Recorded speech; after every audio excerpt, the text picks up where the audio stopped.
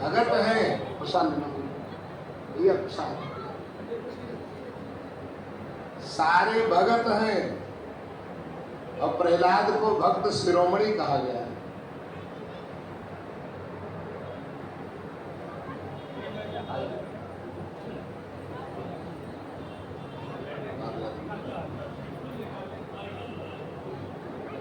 देखो इसी धारा में हमारे प्रिय अभिन्नात्मन लखनऊ के सबसे प्रिय प्राचीन संजय गुप्ता जी, ये सर्वप्रथम हमारे शिष्य है लखनऊ के, कम से 15 साल पहले।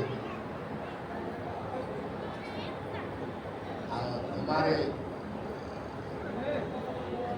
संजय गुप्ता जी और आदरणीय सुधा गुप्ता जी कनिष्ठ बन बैठ गए।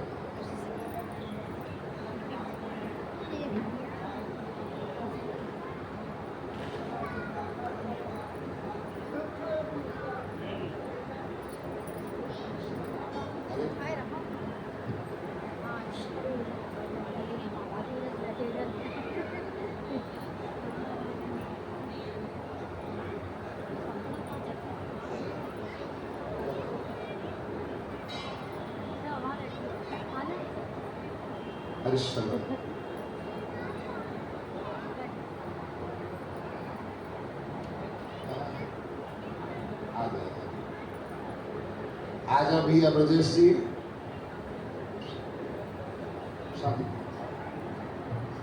आजा भैया, गांधी ब्रजेश जी, वेदी जी कहाँ गए?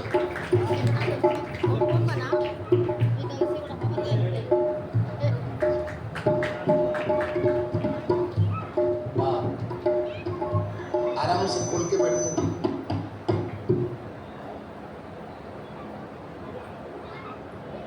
थोड़ा तुम आगे बढ़ना तो खोल के बैठने को बजाने के आराम से।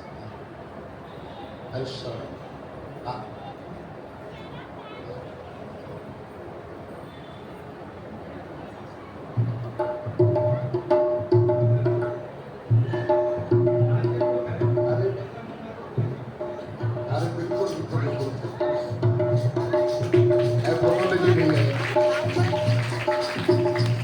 और हम एक साल लाए हैं विदेशी के लिए, हम एक साल भी लगाना है भैया। चलो शाम को आ जाएगी, शाम को आप तो रहेंगे, जाएंगे नहीं आप, समापन करा के जाएंगे। गमछा ये लीजिए द्विवेदी।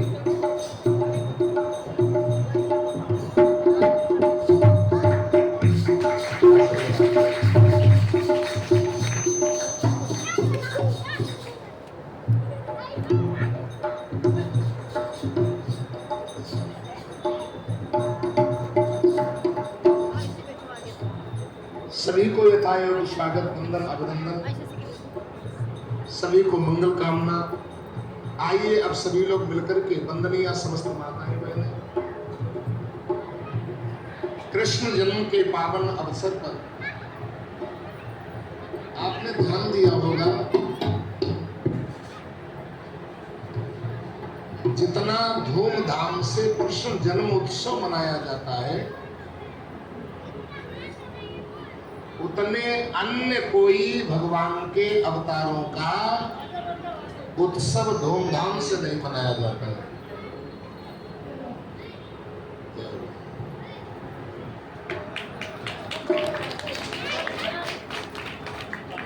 उतना अन्य भगवान के अवतारों का उत्सव धूमधाम से नहीं मनाया जाता है।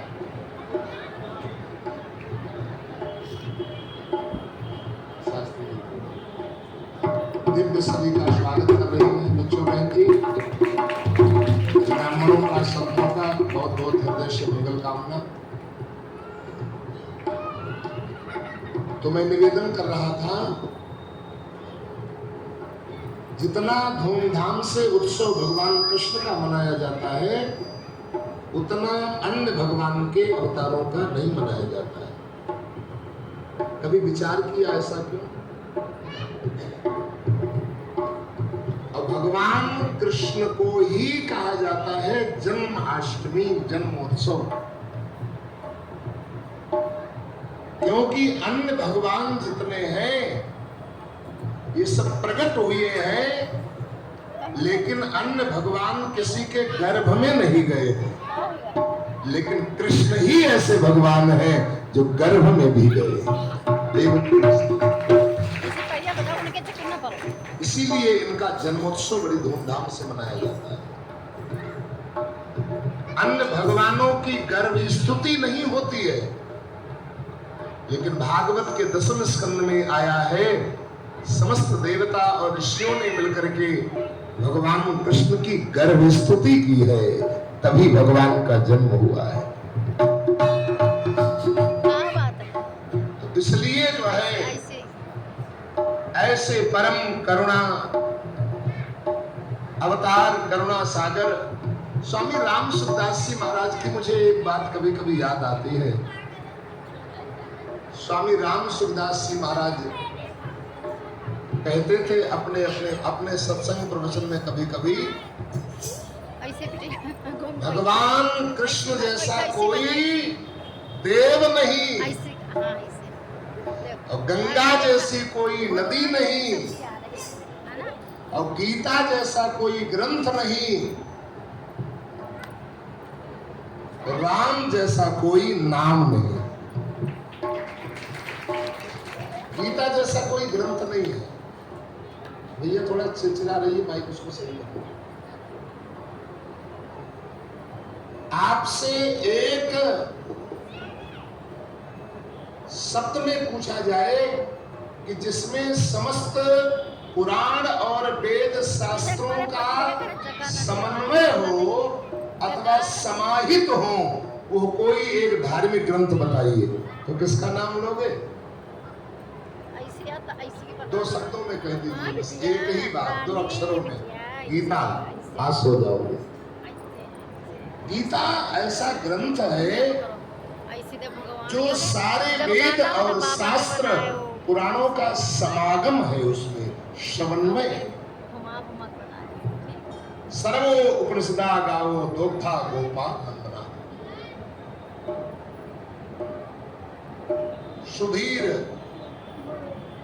वत्सा, उसके सुंदर जो है धीरवान जो बछड़े हैं, गीता रूपी गाय का दोहन करने वाले भगवान कृष्ण है। दोग्धा गोपाल नंदना और सुधीर भोक्ता, और उसका सुंदर जो बछड़ा है उसको अर्जुन को बनाया है। अर्जुन रूपी बछड़े को गीता रूपी गाय के नीचे रख करके और सुंदर समस्त वेद पुराण शास्त्रों का सार का ग्रहण किया है। सार रूपी दुग्ध उसमें गोविंद ने प्रकट किया है। स्वामी राम सुखदास जी कहते हैं गीता जैसा, इसीलिए मरने के समय श्वास चल रही हो, उस समय भागवत नहीं, रामायण नहीं, शास्त्र नहीं, पुराण नहीं, वेद मंत्र नहीं, उस समय केवल और केवल गीता के ज्ञान का विधान है। उसको गीता सुनाओ, गीता सुनाओ। और एक बात मैं और आपको बता रहा हूं, प्रत्यक्ष प्रमाण है।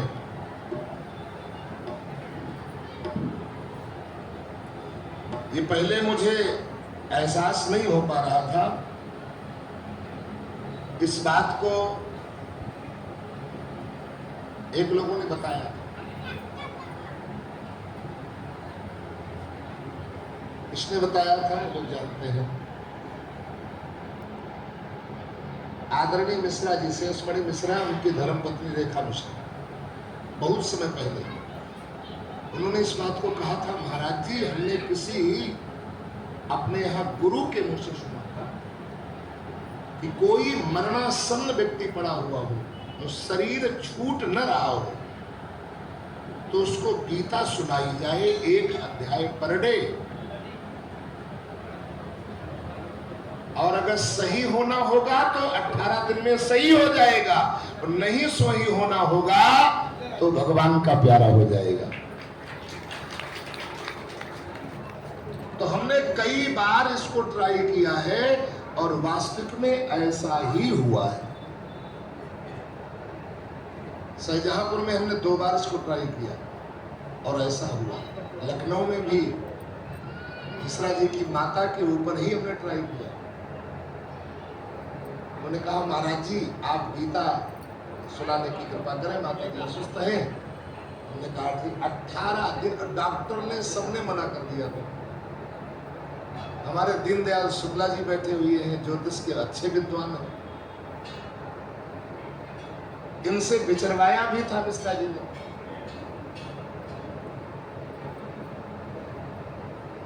तो इन्होंने कहा कि यदि इस महीना बच गई तो बच गई, नहीं तो साफ हो जाएंगी। तो उन्होंने कहा महाराज जी फिर गीता सुनाइए। 18 दिन गीता हमने सुनाया और उसके बाद में 1.5 साल से ऊपर माता जी चली। आप लोग थोड़ा थोड़ा और आगे बढ़ जाइए, थोड़ा थोड़ा और आगे बढ़ जाइए, थोड़ा थोड़ा और आगे बढ़ जाइए, दुबले हो जाइए, जल्दी बढ़ जाएगा। कथा सत्संग मंदिर यज्ञ में जाओ तो प्रयास करो जितना आगे बैठने का मौका मिले उतना बढ़ के आगे बैठो। और नेता के भाषण में जाओ, नौटंकी ढोल तमाशा में जाओ तो प्रयास करो जितना पीछे बैठने का मौका मिले, पता नहीं किस समय लाठीचार्ज शुरू हो जाए, भागना पड़े। तो इसलिए उसके भाषण में पीछे और भगवान की कथा से में आगे। जल्दी बैठो बेटो, जल्दी बैठो। वृंदावन बिहारी लाल की। तो गीता जैसा कोई ग्रंथ नहीं, भगवान ने कहा या स्वयं पद्मनाभस्तु मुख पादा विनिश्चिता। ये स्वयं भगवान श्री कृष्ण की मुखार बिंद से निकला हुआ गीता ग्रंथ है। जो बड़े बड़े वेद शास्त्र पुराणों से मोह दूर नहीं हो पाया, लेकिन जब भगवान कृष्ण ने अर्जुन को यही लास्ट में गीता का ज्ञान दिया तो जहां पर अर्जुन रो रहा था, परेशान हो रहा था, मुझे राज्य नहीं चाहिए, धन नहीं चाहिए, संपत्ति नहीं चाहिए, मुझे कुछ नहीं चाहिए, न कांक्षे विजयम कृष्ण न राज्यम च सुखानि च। ऐसा राज्य किस काम का, ऐसा सुख इधर चढ़ा दो, ऐसा सुख किस काम का, ऐसा संपत्ति धन किस काम का जिसमें अपने ही लोग मर जाए। आचार्य पितरा पुत्रा तथैव च मातुला ससुरा पुत्रा शाला संबंधनस्तथा। कोई तो मामा है, कोई तो काका है, कोई तो ताऊ है, कोई तो पुत्र है, कोई तो पौत्र है, कोई तो आप यजमान है, आप यजमान है। ये भी जगदीश है, जगदीश बहुत। मैं इनकी आरती गाता हूँ।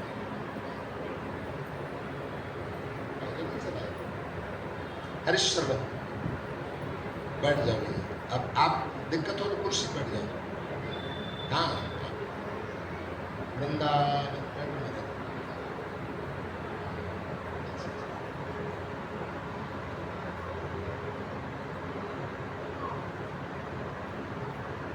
तो ऐसे विपरीत परिस्थिति में अर्जुन खड़ा किम कर्तव्य विमोड़ था कि मैं क्या करूं क्या न करूं, मेरे समझ में नहीं आ रहा। इसीलिए मैं कभी कभी कहता हूं कि ज्ञान रहते व्यक्ति दुखी हो सकता है, भगवान के रहते व्यक्ति दुखी हो सकता है, माता पिता पत्नी पुत्र भाई के रहते व्यक्ति दुखी हो सकता है, लेकिन जिसके जीवन में कोई संत आ गया है, गुरु आ गया है, वो समस्त दुखों से पार हो जाता है, दुख में भी सुख की अनुभूति करना प्रारंभ कर देता है। भगवान ने ज्ञान कब दिया? अर्जुन जब तक भाई मानते रहे, जब तक सखा मानते रहे, जब तक सारथी मानते रहे, जब तक मेरे मामा का बेटा है ऐसा मानते रहे, तब तक भगवान ने नहीं ध्यान दिया। जब अर्जुन ने भगवान कृष्ण को गुरु के रूप में स्वीकार किया और कहा शिष्यस्ते हम साधिमाम त्वं प्रपन्नम, प्रभु अब हमारे आप गुरु हो और मैं आपका शिष्य हूं, गुरु के रूप में मैं आपको स्वीकार करता हूं, इसीलिए कृपा करके अब मुझे ज्ञान दीजिए। ज्ञान तो गुरु की भावना से ही प्राप्त होता है। यही कारण है, आपने ध्यान दिया होगा, एक डिग्री कॉलेज का प्रोफेसर है, हमारे दीनदयाल शुक्ला भी बहुत अच्छे अध्यापक हैं, लेकिन अपने बच्चे को जब पढ़ाना होता है तो 5.5 से 6.5 ट्यूटर घर में दूसरा बुलाते। एक डिग्री कॉलेज का प्रोफेसर होता है, 1000 छात्रों को पढ़ाता है, लेकिन जब अपने बच्चे को पढ़ाना पड़ता है तो ट्यूटर दूसरा रखता है, दूसरे के पास से भेजता है, क्योंकि वहां पुत्र और पिता का संबंध होता है। ज्ञान पुत्र और पिता के संबंध से नहीं, ज्ञान भाई भाई के संबंध से नहीं, ज्ञान पति पत्नी के संबंध से नहीं, ज्ञान जब जिसको मिला है तो गुरु और शिष्य के संबंध से ही ज्ञान प्राप्त होगा। तुलसीदास जी महाराज हनुमान जी की वंदना करते हैं तो सर्वप्रथम गुरु के रूप में श्री गुरु चरण सरोज रज निज मन मुकुर सुधार, बरनहुँ रघुबर विमल जसु जो दायक फल चार। शुभारंभ करते हैं तो हनुमान जी को किस रूप में देखते हैं? भाई के रूप में नहीं देखते हैं। शंकर यदि माता पिता, यद्यपि शंकर जी को माता पिता तुलसीदास जी ने स्वीकार किया है, तो माता पिता के रूप में नहीं हो। शंकर स्वयं केसरी नंदन, जो शंकर है वही हनुमान है। लेकिन जब हनुमान चालीसा रचना करने के लिए बैठे तो पिता के रूप में नहीं, माता के रूप में नहीं, भाई के रूप में नहीं। भाई भी कह सकते हैं, जैसे विभीषण भाई कह सकता है, ऐसे तुलसीदास जी भी भाई कह सकते हैं, क्योंकि वास्तविक हम सभी लोग भाई भाई हैं। हमारे आपके सभी के माता पिता राम जानकी हैं, राधा कृष्ण हैं, तो इस दृष्टि से हम सभी लोग भाई बहन हैं। तो तुलसीदास जी भाई भी कह सकते थे, लेकिन नहीं, गुरु के रूप में कहा। श्री गुरु चरण सरोज, श्री गुरु चरण सरोज रज निज मन मुकुर सुधार। जो गुरुदेव के रूप चरणों में रज लगी होती है, रज का मतलब धूली, और शीशा काहे से साफ होता है? शीशा तो तलवे के धूली से ही, पहले शीशा तलवे के द्वारा ही रगड़ा जाता था, कितना भी गंदा। निज मन मुकुर सुधार, मेरा ये शरीर भी, मेरा मन भी एक दर्पण के समान है। जैसे शीशा गंदा हो जाता है, ऐसे मन भी गंदा हो जाता है। इसी ने कहा श्री गुरु चरण सरोज निज मन मुकुर सुधार, बरनहुँ रघुबर विमल जस। किसी ने कहा हनुमान जी से, तुलसीदास जी से, थोड़ा भैया कम करना, इसको जरा कम कर। कहाँ गए? जो बढ़ाए थे वही कम करो, थोड़ा हल्का सा कम करो। किसी ने कहा बाबा जी आप झूठ क्यों बोलते हो? आपने यश तो हनुमान जी का वर्णन किया, लेकिन कह रहे हो बरनहुँ रघुबर विमल यश। तुलसीदास जी की ये होशियारी है। तुलसीदास जी ने कहा यदि हनुमान जी से कह दूंगा कि तुम्हारा यश वर्णन करने जा रहा हूं तो हनुमान जी आएंगे ही नहीं, क्योंकि निज चरित्र सुनवे के रसिया नहीं, हनुमान जी प्रभु चरित्र सुनवे के रसिया है। राम कथा जहां होती है उनका स्मरण किया जाता है, अवश्य श्री हनुमान जी महाराज दौड़ करके आते। शंकर हनुमान जी, कल मैंने बताया था, तत्रैव गंगा यमुना च वेणी गोदावरी सिंधु सरस्वती च सर्वाणि तीर्थानि वसन्ति तत्र यत्राच्युतोदारि कथा प्रसंगा। भक्ति ज्ञान वैराग्य ये भी आते हैं, कुछ दिखाई पड़ते हैं, कुछ नहीं दिखाई पड़ते। अच्छा, विचित्र बात ये है, हनुमान चालीसा का श्री गणेश भी गुरु से हुआ और विश्राम भी गुरु वंदना से हुआ जय जय जय। हनुमान गोसाई कृपा करो गुरुदेव की नाई। अच्छा, इसका मतलब क्या है जरा ध्यान देना।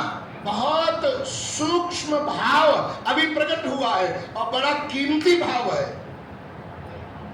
जैसे हनुमान चालीसा के शुरुआत में भी गुरु की वंदना की गई और विश्राम में भी गुरु की वंदना की गई, इसी प्रकार से हमारे जीवन की शुरुआत में भी गुरु की आवश्यकता पड़ती है और जीवन के अंत में भी गुरु की आवश्यकता पड़ती है। इसका मतलब शुभारंभ में इंसान रूपी गुरु की आवश्यकता पड़ती है, माता पिता सशरीर गुरु इंसान ऋषि के रूप में। और अंत में कौन से गुरु की आवश्यकता पड़ती है? कृष्णम वंदे जगत गुरु। अंत में कृष्ण रूपी जगत गुरु की आवश्यकता पड़ती है। क्यों? क्योंकि अंत में कृष्ण रूपी जगत गुरु जब हमारे सम्मुख आता है तो वही तो गीता का ज्ञान देता है। अर्जुन कोई दूसरा नहीं है, हम आप सभी अर्जुन हैं।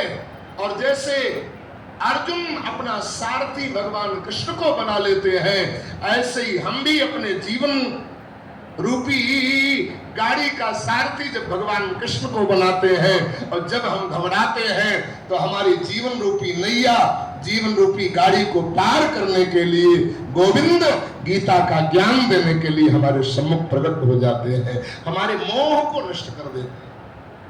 और गीता का ज्ञान जब गोविंद ने अर्जुन को दिया तो जिस कुरुक्षेत्र की भूमि में अर्जुन आंसू बहा करके रो रहा था और उसी कुरुक्षेत्र की भूमि पर कुछ समय के बाद में अर्जुन खिलखिला पड़ा और आनंद से भाव विभोर हो गया। क्या बोला? नष्टो मोहा स्मृति लब्धा तत्प्रसादान मयाच्युत स्थितोष्मिगत संदेहा करिष्ये वचनम तम। हे गोविंद, हे गुरुदेव, आपकी कथा प्रसाद से हमारा सारा मोह नष्ट हो गया। अब मैं वही करूंगा जो आप कहोगे। प्रसन्न हासा ऋण लोचनो प्रसन्न। जब ऐसा कहा, वही किया, अर्जुन उसी स्थान पर प्रसन्न हो गया। नष्टो मोहा, मोह नष्ट होता है काहे के द्वारा? हमारे मुख्य दुख का कारण क्या है? दुख का कारण और कुछ नहीं है। हमारे दुख का कारण सबसे ज्यादा अहमता और ममता ही है। अहमता और ममता है। अहमता और ममता के कारण ही हम लोग नाना प्रकार का दुख, राग द्वेष हमारे दुख का कारण है। बैर और वस्तु व्यक्ति से प्रेम हमारे दुख का कारण है। ये ममता भगवान से बन जाए, हमारी गुरु के ज्ञान से हमारी ममता बन जाए, गुरु वाणी से हमारी ममता हो जाए, जिसके लिए भगवान कहते सब कहे ममता ताग बटोरी मम पद मनहि बांधी बरी डोरी। अभी तक इंसान से हमारी ममता बंधी है, ममता की डोरी, और ये इंसान से छूट करके भगवान से जुड़ जाए। और जब तक इंसान से, प्राणी प्रकृति से, तभी तक व्यक्ति के अंदर अहमता भी रहती है। और जब ये ममता की डोरी भगवान से जुड़ जाती है तो सारी अहमता समाप्त हो जाती, व्यक्ति अहंकार शून्य हो जाता है, अहंकार शून्य हो जाता है। एक दृष्टांत मुझे याद आ रहा है, शायद पहले आप लोगों ने सुना भी होगा इसको। एक बार माघ का महीना था, प्रयागराज सब लोग जा रहे थे नहाने के लिए, तो वृंदावन के कुछ लोगों ने कहा कि चलो हम लोग भी चलें। तो किसी ने कहा रिजर्वेशन करवाओ, किसी ने कहा बस बुक करवाओ, किसी ने कहा कार कर लो। चौबे लोगों ने कहा यार पैसा बहुत खर्च होगा, कोई दूसरा उपाय बताओ। एक कंजूस आदमी था, उसने कहा काहे से पैसा खर्च करोगे, जो वृंदावन वाली अपनी यमुना जी है ना, यही तो प्रयागराज में मिली है, और नाव तो हम लोग चला ही लेते हैं। बढ़िया शाम को खा पी करके और लेट करके नाव में सो जाएं, एक एक बारी बारी करके नाव चलाता रहे और सुबह तक प्रयागराज पहुंच जाएंगे। लोगों ने कहा बहुत अच्छी बात है, चलो। अपने अपने चौबाइनियों से बढ़िया बढ़िया 2-4 खुराक, पूरी सब्जी अचार मिर्च सब रखवा लिया एक थैले में। और मथुरा के चौबे लोग भांग तो छानते ही है, जानते हैं कि नहीं? भांग तो छानते ही है। सब लोगों ने 250 ग्राम भांग का गोला छाना, भांग के नशे में शाम को बैठ गए नाव पर, बारी बारी से नाव चलाते रहे। माघ के महीने में पसीने से लथपथ सारा शरीर, इतना मेहनत किया। सुबह जब हुआ, लोगों ने जगाया, बोले यार चलो वृंदावन प्रयागराज आ गया। जय जयकार भी किया, बोले प्रयागराज तीर्थ की। कुछ लोगों ने कहा यार प्रयागराज और वृंदावन में ज्यादा अंतर नहीं है, देखो जैसे ही हमारा आपका वृंदावन वैसे प्रयागराज, मकान पेड़ पौधे जमीन पहाड़ सब वैसे ही लग रहे हैं।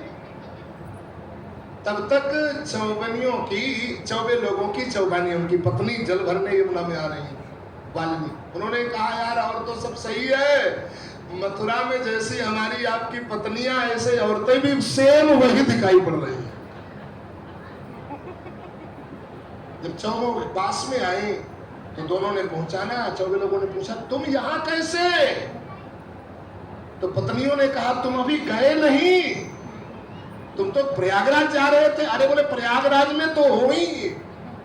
अरे बोले प्रयागराज कहां, तुम तो मथुरा वृंदावन में नाव खे रहे हो। चौबे लोगों ने कहा क्या कारण है, इतना मेहनत किया, नाव बारी बारी से खेया, लेकिन हम लोग प्रयागराज क्यों नहीं पहुंचे? चौबाइनियों ने कहा नाव तो तुम चलाते रहे, लेकिन भांग के नशे में नाव की रस्सी जो खूंटे से ही बंधी रह गई, उसको आपने खोला ही नहीं। यदि इसको खोलोगे रस्सी खूंटे से, तभी तो नाव चलाना तुम्हारा सार्थक होगा और गंतव्य तक तभी पहुंच पाओगे। ये तो दृष्टांत है। इस संसार ही एक नदी की धारा बह रही है और समस्त धाराएं संगम महासंगम परमात्मा है। हम आप सभी को वही जाना है। यदि हम आप सभी सुगमता से परमात्मा को प्राप्त करना चाहें, महासंगम में, महाआनंद में, आनंद के सिंधु में गोता लगाएं, तो ये जीवन रूपी नाव, गृहस्थी रूपी नाव खेते खूब है, लेकिन अहंकार हमारे अंदर से समाप्त जब तक नहीं होगा, अहंकार की रस्सी, ये हमारी ममता की रस्सी जब तक अहंकार के खोटे से बंधी रहेगी, तब तक हमारी आपकी मेहनत सार्थक नहीं हो पाएगी। ये ममता की रस्सी अहंकार के खूंटे से खोल करके परमात्मा के चरणों में रस्सी को बांध दे, प्रेम की डोर हो जाएगी। प्रेम की डोर हो जाएगी। बैठिए भट्टागर साहब, बधाई। वृंदावन बिहारी लाल की जय हो।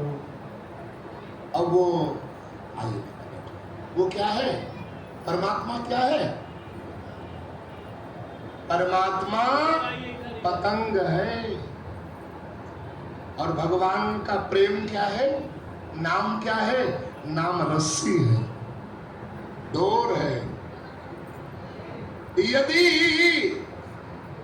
परमात्मा रूपी पतंग को हम लोग प्राप्त करना चाहते हैं, तो अपनी ममता की रस्सी, गुरुदेव भगवान ने जो प्रेम की रस्सी हमें नाम रूपी रस्सी प्रदान की है, उसको हाथ में पकड़ करके रखें, जिह्वा पर पकड़ करके रखें और दिन रात उसको खींचते रहें, डोरी खींचते रहे, राम राम राम राम राम राम राम राम, राधे राधे राधे राधे राधे राधे राधे राधे राधे। ये डोरी खींचती रहेगी, एक दिन खिंचा हुआ दौड़ा हुआ परमात्मा आकर के आपकी गोद में बैठ जाएगा, या तो अपने आप को गोद में बैठ जाएगा।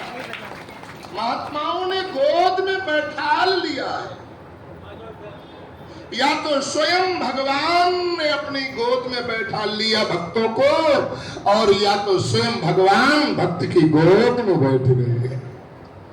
देवकी के गोद में भगवान बैठ गए, कौशल्या के गोद में बैठ गए, अदिति के गोद में बैठ गए, और देवहूति के कपिल नारायण भगवान गोद में बैठ गए।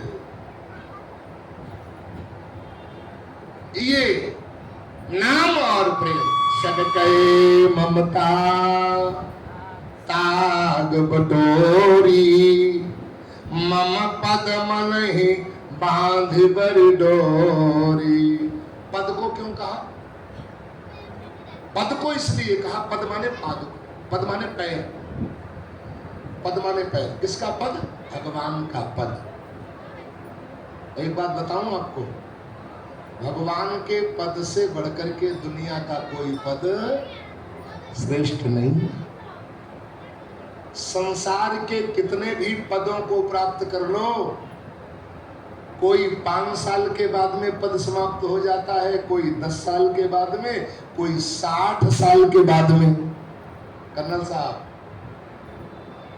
आपका भी पद 60 के बाद में समाप्त हो गया। कितना भी कोई ऊंचा पद प्राप्त कर लो, लेकिन 60 साल के बाद में हर एक पद समाप्त हो जाता है। लेकिन